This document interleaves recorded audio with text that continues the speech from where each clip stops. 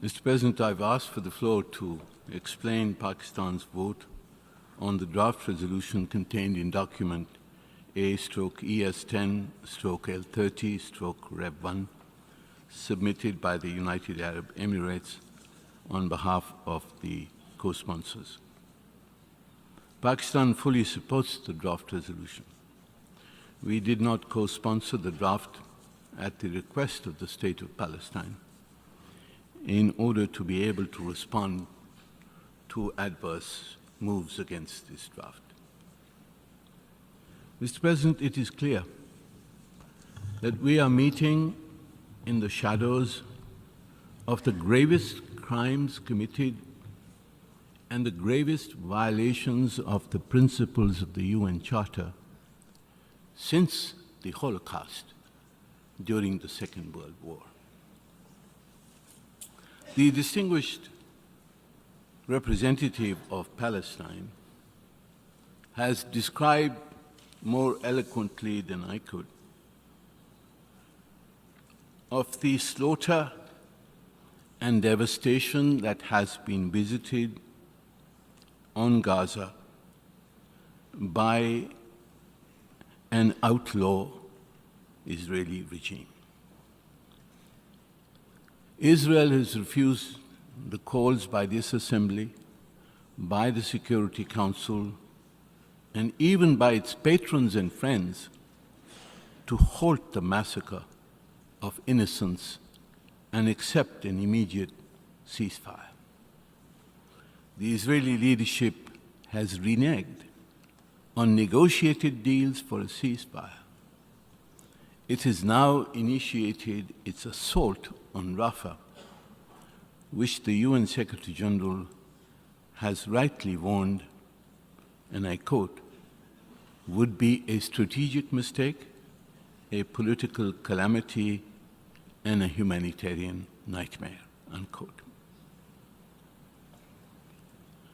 Indeed, there will come a day when Israel will be held accountable for the crimes that it is committing in Palestine, especially in Gaza today.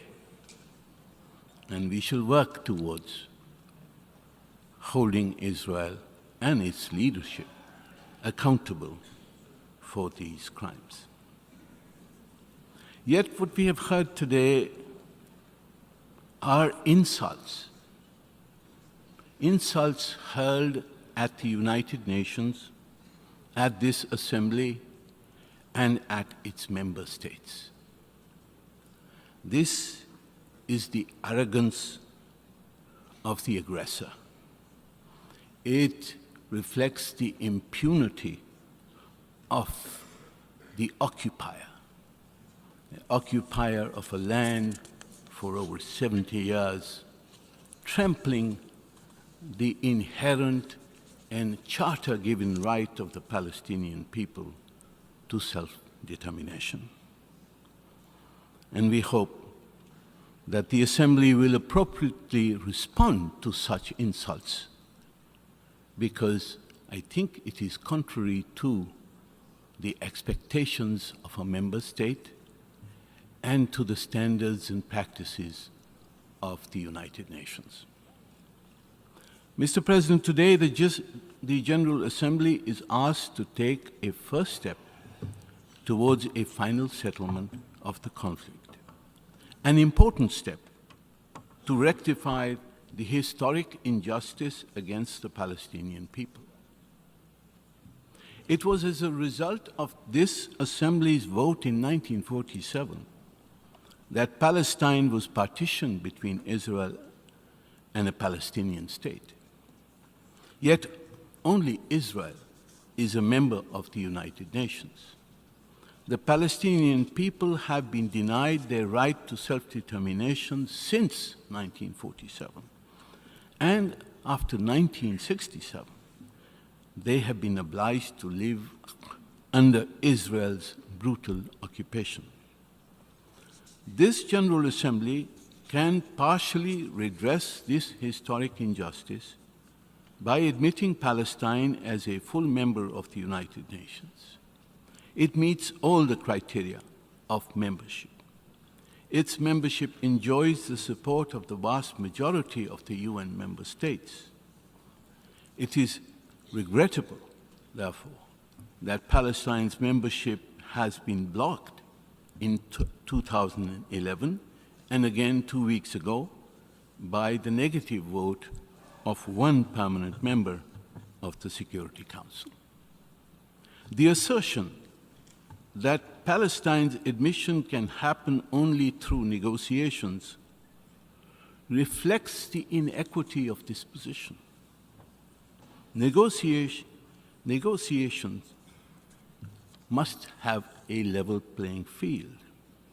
If Israel is negotiating as a full member of the United Nations, so too should Palestine. Mr. President, the adoption of the draft resolution contained in document L30 Rev 1 will determine, I'm sure with the near unanimous support of member states, that Palestine is qualified for membership. It will urge the Security Council to reconsider and endorse the admission of Palestine as a full member state.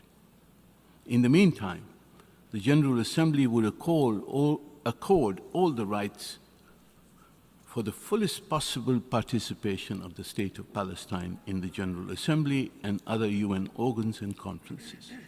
This exceptional measure applies only to Palestine and does not constitute a precedent, as the resolution states.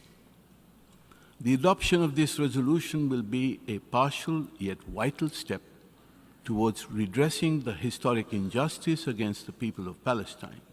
It will reflect a political reality which would facilitate the revival of a peace process to realize the universally agreed objective of creating a two-state solution, the objective of establishing a viable and contiguous Palestinian state along the 4 June 1967 borders with Al-Quds as its capital. I thank you, Mr. President. Now, that sums it up for this video. What do you guys think? Share thoughts and opinions in the comment section below. Let's have a proper discussion about this without having me impose my opinions and ideas on this matter. Give this video a thumbs up if you liked it, so that the YouTube algorithm can know that this video was so much interesting and share it far wide to more avid viewers just like you. Subscribe and click the notification bell if this is your first time watching these videos, and so that you can be notified as soon as we make a new upload on videos just like this. My name is Louis. Until next time, peace out.